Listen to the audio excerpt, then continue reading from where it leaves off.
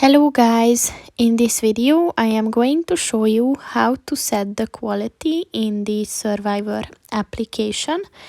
But first I just want to mention, don't forget to subscribe to my channel, because at 10,000 subscribers I am going to show you my whole YouTube revenue statistics and growth strategy, as well as how to make money online. Let's jump into it.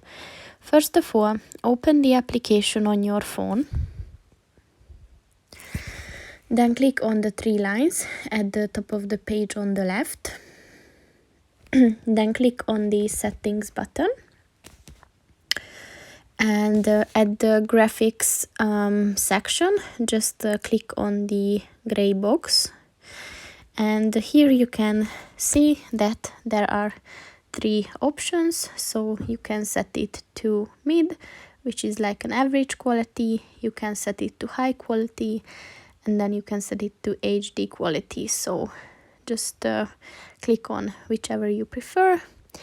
And that's pretty much it for this video, guys. See you in the next one. Goodbye.